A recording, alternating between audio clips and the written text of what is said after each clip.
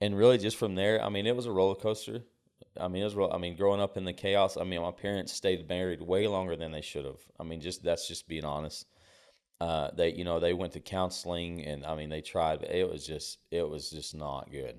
You know, I mean, I remember, fighting all the way up until the night my dad finally left, and they'd gotten separated and then back together, and but anyways, it ended up being one of those big, huge fights.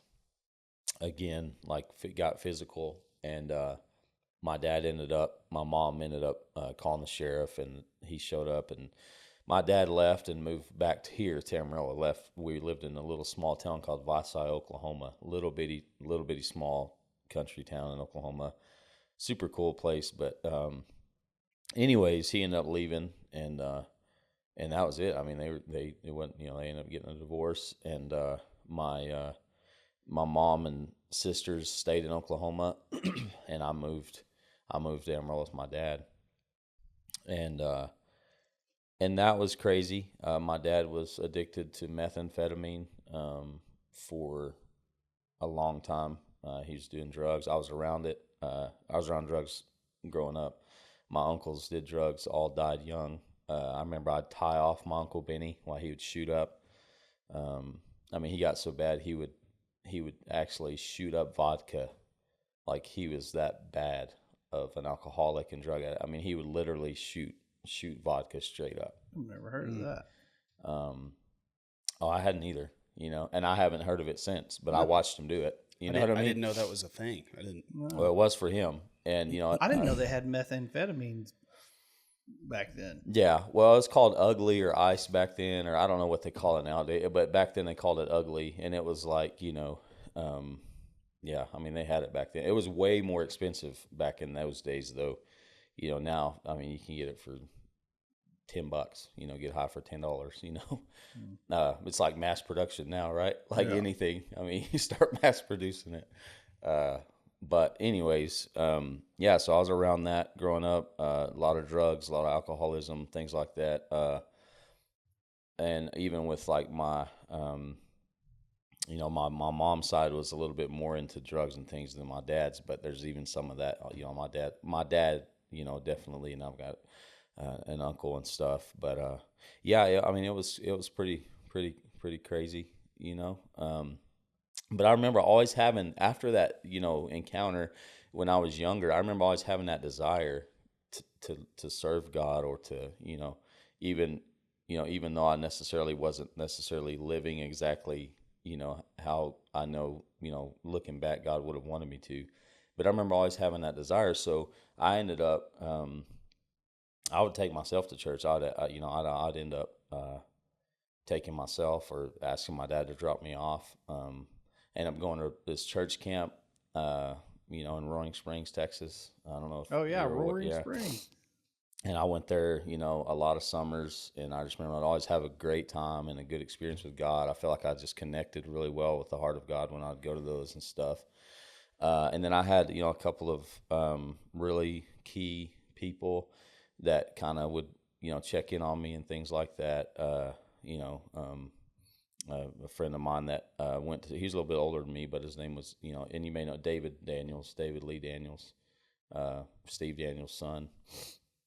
Or not Steve Daniels' son. Steve Daniels is his cousin, and Sean, they're all connected and cousins. Yeah. But anyways, David Sr. was, David Daniels' dad, but he would come pick me up, take me to church, and I'd go, and he was always he was very intentional, and get me to go to church and things like that. And I'd go, and it was kind of back and forth, off and on.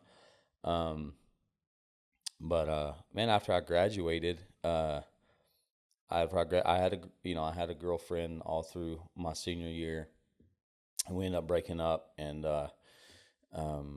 so I decided, I'm going to church camp this summer, and I'm gonna do the summer program at a camp. It was called LIT program, Leader in Training, and so you could commit your whole summer to being out there at the church camp. And so I committed my summer to go out there. And I just remember I went out there, and I was like, oh, this is going to be great. And so I'm doing the whole, leadership and training thing. Well, the first weekend that, because, you're there, and then everybody that's campers, they go back home, and you stay out there at the camp, for the summer. You're out there. And I remember the first weekend, man, we're out there, like it was like a hookup thing with like the students in there.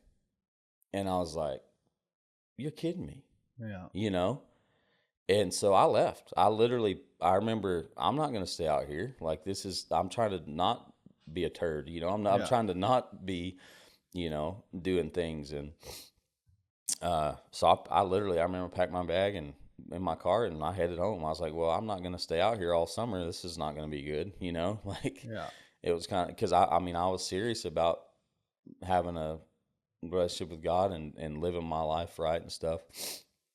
So I get back to, back to Amarillo or whatever, because I've been out at camp a couple of weeks, or whatever. We went to set up, and then after the first week at camp, and got back, and my ex-girlfriend called me and was like, "Hey, I need to talk to you." I was like, "Okay," and so she proceeds to tell me she's pregnant, and I was like, "Okay, well, what's that got to do with me?" She's like, "Well, I think you're the dad," and type thing, and the time frame, and I was like, "Okay," and well, I dedicated my life to God. I said, "Well, we got to get married," like that's the right thing to do if you're pregnant.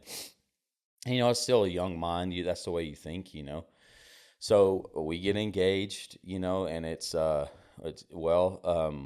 man, I was working nights at United on I-40 in Grand. I was a night crew supervisor there. And I remember one night, man, I just felt something in my gut. Like, man, so much so that I had been around church enough, I literally started rebuking Satan. I was like, I rebuke, and I got sicker when I would say that. I was like, I rebuke, and I was like, I would start like almost dry heaving from saying, I rebuke you, Satan. And I was thinking, man, is that you, Lord? Like, are you trying to tell me something? And I could not shake it, man. And so I got home because, me and that girl were living together. I'm, not the greatest circumstance situation, but anyways, so I get to our house and I was like, "Hey, are you hiding something from me? Are you lying to me? Like, are you?" And then I don't know. Well, it was just totally God. She's like, "Well, the baby might not be your baby," and it was like immediate, just peace came over me, relief, like just. Ooh. That's what I was feeling the night before, was that the Lord was trying to tell me, look, dude, this isn't like, this isn't right. And man, when she told me that, and I was still living, I was living, and I had, to do I have time to kind of rewind a little bit? Okay. No, take your time. So back up a little bit. So I get back from camp. She tells me she's pregnant, Well, at that time when I'd left the camp, I was living in a 6-bedroom house with 6 other guys, and it was party central, man. I mean, like every single Saturday night we would have what's called the X Games, and it was a ecstasy party. And I'm not kidding you, man. We'd have 200 or 300 people in our house. Whoa. I mean, it was all nighters, man. And you're how old at this time? 17. No. And I moved out when I was young. But anyways, yeah, so I mean, this was all before I went to camp and dedicated my life. So I graduate. I'm living in this house because I'd already moved out. So I get back home. I decide to get out of that house, get my own, get on my own, and that's when she moved in or whatever. So anyways, but I get, so she tells me something, and I feel this relief. I was like, I got to leave Amarillo. I was like, I got to get out of here because I knew that if I stayed, like, because all of my friends were either on drugs, sold drugs, and I just knew it was. And so when she told me that the kid might not be mine, I was like, I got to leave because I just saw it. I mean, I could almost like see the future that I would have if I stayed versus if I got out of town or whatever. If you enjoyed that video, click here for more videos like it, and click here to subscribe for future videos.